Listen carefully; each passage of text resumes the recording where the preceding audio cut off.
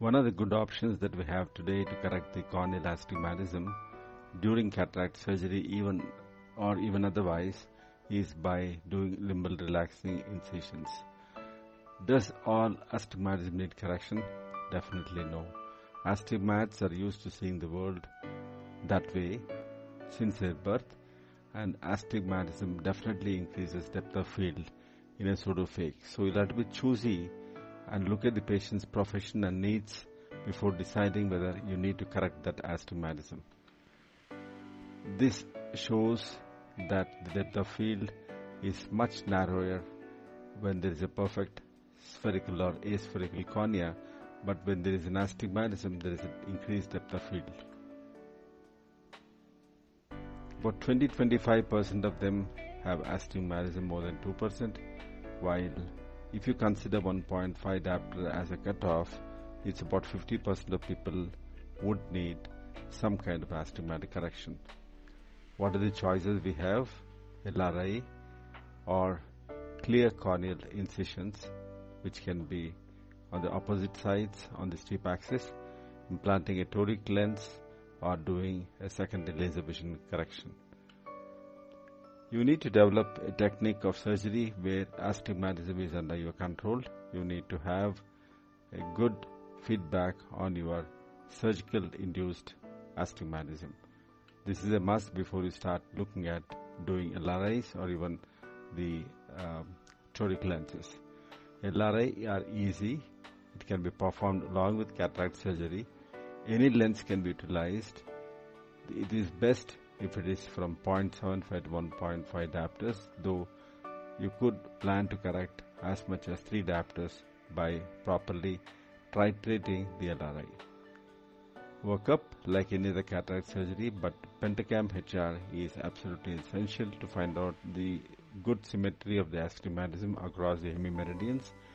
If there is any anomalies present in the cornea, to find out the peripheral corneal pachymetry at the site of incision, at the site of LRI, so that you can titrate the depth of diamond blade and know the steep axis properly, whether it matches with the keratometry reading, and also you will have a feedback about posterior corneal curvature.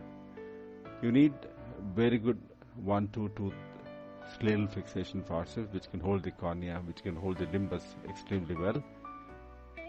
A toric marker for marking the steep axis and arc length. A diamond knife is essential. You avoid steel blades. There are two options. 600 micron fixed depth LRI knives is available in the market, or variable depth LRI or RK knife. If you've been doing RK, you will have an RK knife, and that's one of the best way to use for creating LRIs. Initially practice on goat's eye, make a steep axis and mark the incision borders. The incision is done a millimeter inside the limbus and not at the limbus, and advance the knife towards the fixation that you have done at the limbus. Look at the clock hour.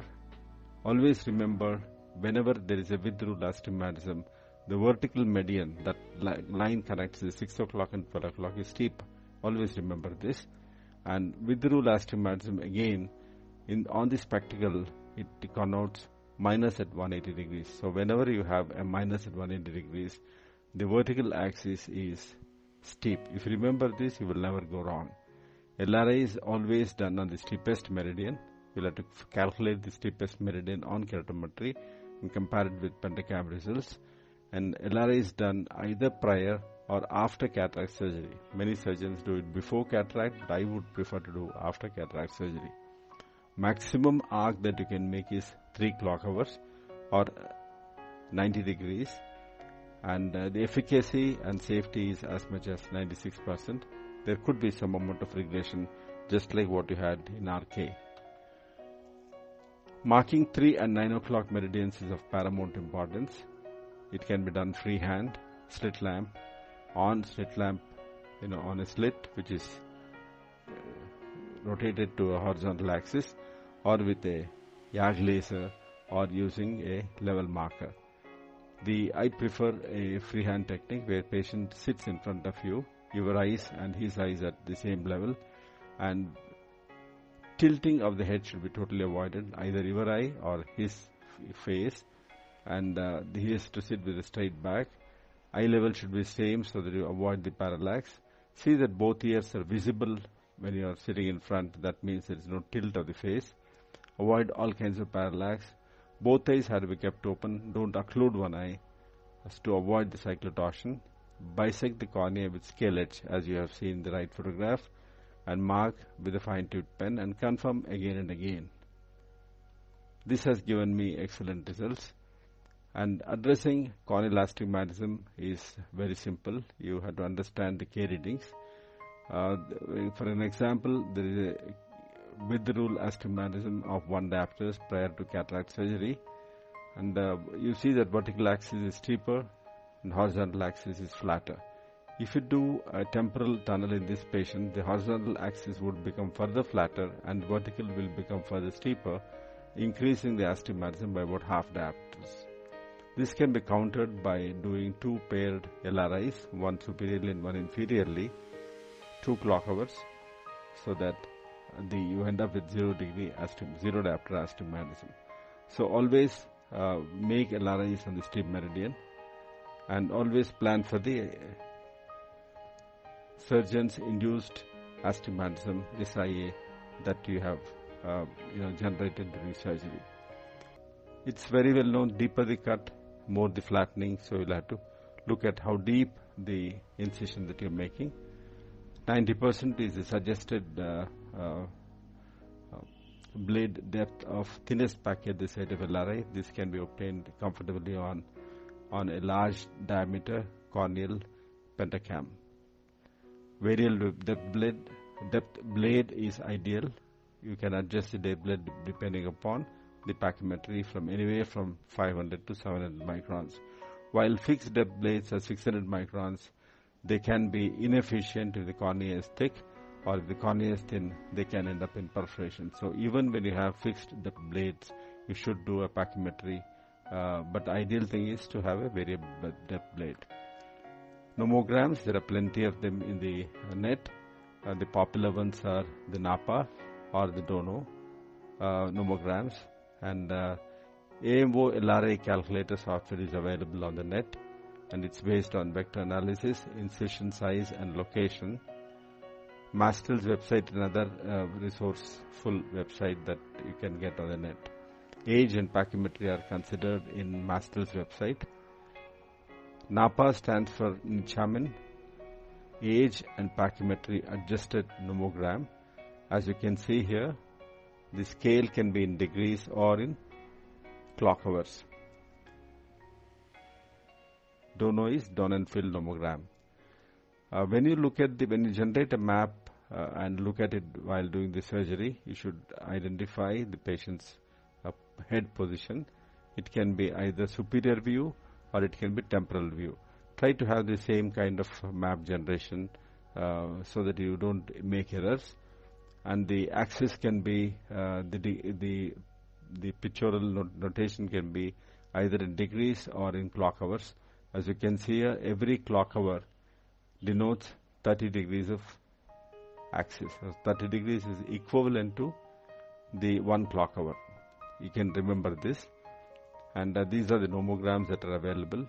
Different ages will have different results, so we'll have to compare the pachymetry and the age group matching.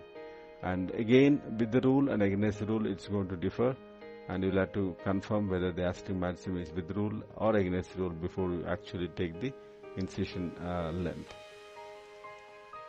If there is against rule, that is steep axis horizontally, and if you have to do on the same site, that is the LRI site is utilized for the phaco incision, you can do a partial LRI incision initially of about 2.5 or whatever the phaco incision that you're going to make. The same site you enter and complete the phaco, and after the phaco you can extend to complete the LRI incision to the desired length. Personalize the Donenfeld nomogram. Tunnel incisions should not overlap in LRI in Donenfeld nomogram, while in NAPA you can overlap by modifying the technique. Paired clear corneal incisions are done on the cornea at lesser diameters like 7 and 8 millimeters, actually you can make an incision with your steel blade that used for the corneal tunnel creation. But because they are closer to the center, distortions of the cornea in the center is higher. So it's always better to have limbal delasking incisions.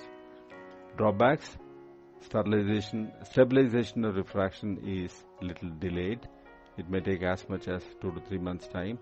Aggravates pre-existing dry eye because of irregularity of the surface. Post-operative discomfort is little more when compared to the standard surgery. Limited astigmatic reduction. If the astigmatism is like 4, 5, 8, 10, 18, so it's impossible to use the LRI to correct them, and it varies from surgeon to surgeon, and it is related to the surgical techniques. So LRI is a viable option which a good surgeon has to consider, discuss with the patient, and then it's a viable alternative to the expensive toric lenses that are available.